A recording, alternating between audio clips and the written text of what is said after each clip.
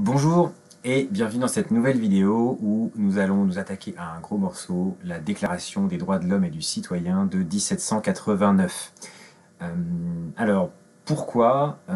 Parce que j'ai le sentiment que nos politiques nous parlent tout le temps des valeurs de la République, sans jamais définir ce que sont ces valeurs de la République.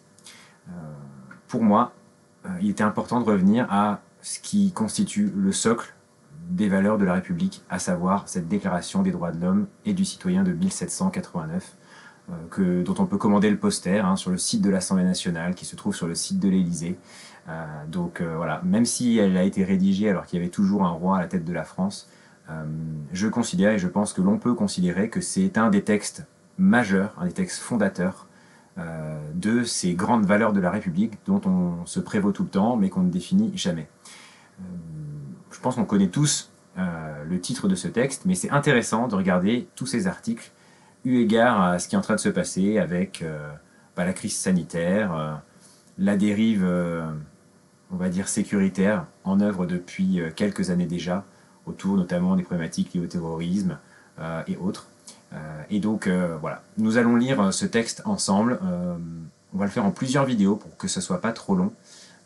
Aujourd'hui, nous allons lire notamment le préambule et nous continuerons à lire ce texte ensemble pour que nous puissions réfléchir ensuite, chacun d'entre nous, en toute connaissance de cause. Alors c'est parti. Déclaration des droits de l'homme et du citoyen décrétée par l'Assemblée nationale dans les séances des 20, 21, 23, 24 et 26 août 1789, acceptée par le roi. Préambule.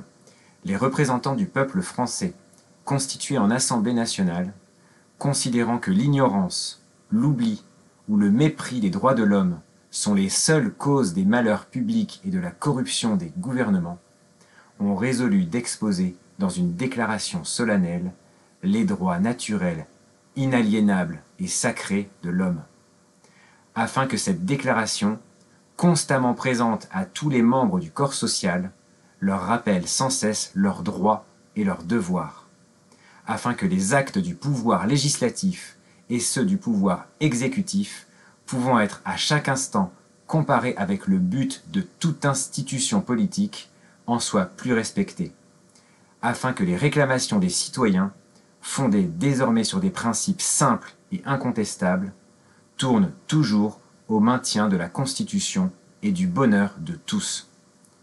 En conséquence, l'Assemblée nationale reconnaît et déclare, en présence et sous les auspices de l'être suprême, les droits suivants de l'homme et du citoyen. Donc voilà le préambule de la Déclaration des droits de l'homme et du citoyen de 1789, qui, je trouve, déjà nous donne quelques pistes de réflexion intéressantes quant à ce qui est en train de se dérouler sous nos yeux, de manière exacerbée avec la crise sanitaire, mais déjà depuis quelques années avec le délitement de notre démocratie et d'un certain nombre de démocraties occidentales. Je pense par exemple à cette question de la nécessité d'avoir ce texte toujours à l'esprit. C'est extrêmement instructif de se dire que ce texte est affiché partout, mais en fait qu'on ne le lit jamais en détail. Ça donne l'impression que ce texte reste une référence, alors qu'en fait, je pense qu'on va le voir ensemble, il y a un certain nombre d'articles qui sont largement piétinés depuis des années, et donc c'est plus de la bonne conscience qu'autre chose que de l'afficher dans tous les lieux publics, par exemple, si ce n'est pour ne pas le respecter. Voilà. Fin de cette première vidéo sur la Déclaration des droits de l'homme. À très vite pour la suite.